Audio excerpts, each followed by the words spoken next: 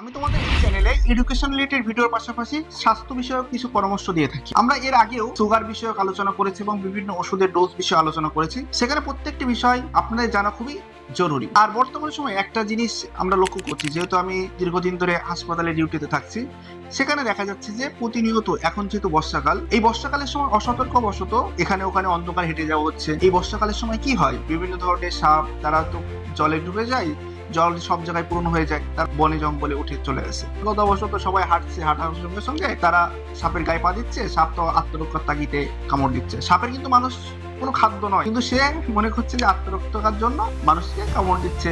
ফলে এইভাবে দেখা যাচ্ছে যে আর একটা মেজর একটা সমস্যা হচ্ছে কালার সাপের একটা সমস্যা।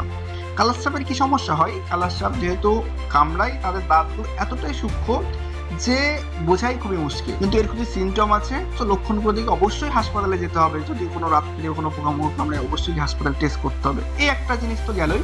দ্বিতীয়ত আরেকটা যে জিনিসটা, এই যে বর্ষার সময় প্রত্যেকটি রাস্তাঘাট প্রচুর পরিমাণে স্লিপ থাকে এবং এই স্লিপের ফলে দেখা যাচ্ছে যে অনেকে পড়ে যাচ্ছে, ছোট্ট একটু পড়ে যাচ্ছে, হাত ভেঙে যাচ্ছে, পা ভেঙে যাচ্ছে, পায়ে চোট লাগছে, মাথায় চোট লাগছে, মাথায় সমস্যা হচ্ছে, বিভিন্ন ধরনের সমস্যা আমরা হাসপাতালে দেখছি।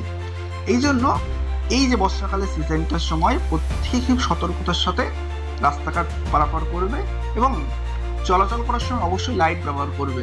এবং দেখা যাচ্ছে যে প্রত্যেকটা ধাপ, প্রত্যেকটা স্টেপ খুব সতর্কতার সাথে যদি ফেলা হয় তাহলে অসুবিধা হওয়ার চান্স খুবই কম থাকে। বর্ষা সিজনটা প্রত্যেকে খুবই সতর্কতার সাথে যদি চলাফেরা করা হয় তাহলে আরেকটু ভালো হবে।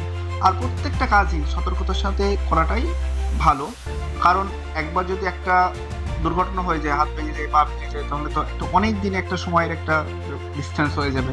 দ্রুত একটা কাজ করতে গিয়ে দেখা যাচ্ছে যে হাত পা ভেঙে গেলে সমস্যার মধ্যে পড়তে হবে। এই জন্য আমরা হাসপাতালে দেখতে পাচ্ছি প্রতিনিয়ত এই ধরনের রোগীগুলো আসছে। আর এই সময়টা ডেঙ্গুর একটা সিজন চলছে, কারণ বর্তমানে চারিদিকে মশার একটা প্রাদুর্ভাব দেখা যাচ্ছে, চারিদিকে প্রচুর পরিমাণে মশা থাকছে। এই জন্য দেখা যাচ্ছে ডেঙ্গুর একটা প্রাদুর্ভাব আছে।